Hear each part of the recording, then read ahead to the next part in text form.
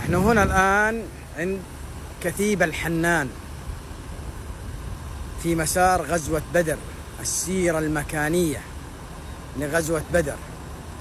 هنا المنزل الأول نزل النبي صلى الله عليه وسلم في هذا المكان، أول نزول له قبل بدء معركة غزوة بدر.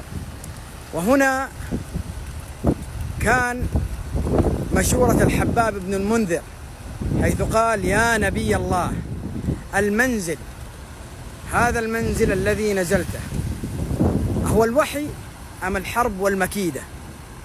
فقال صلى الله عليه وسلم: بل هي الحرب والمكيدة.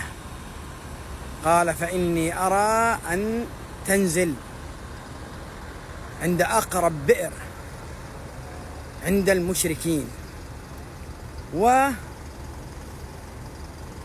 وتغور ما وراءه من الآبار وتردمها، فنكون على أقرب ماء لهم، فإذا أرادوا أن يشربوا وجدونا عند الماء فقتلناهم عليه، يكون أجهدهم العطش والظمأ.